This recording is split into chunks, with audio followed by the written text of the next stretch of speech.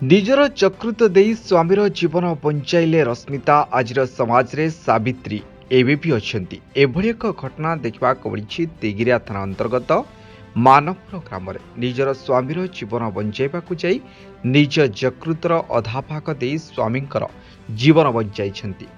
ମଦ ପିଇ ପିଇ ଯେତେବେଳେ ସ୍ୱାମୀ ମାନସ ବାରିକଙ୍କର ଲିଭର ନଷ୍ଟ ହୋଇଯାଇଛି ବୋଲି ଡାକ୍ତର କହିଲେ ଆଉ ଲିଭର ट्रांसफॉर्मेशन नहले मानस को जीवन बंचाइबा कष्टकर हेबो। यह शुणी निजर लिभर दे स्वामी को जीवन बंचाइबा को एसीबी डाक्तर को गुहारी करथिले रश्मिता।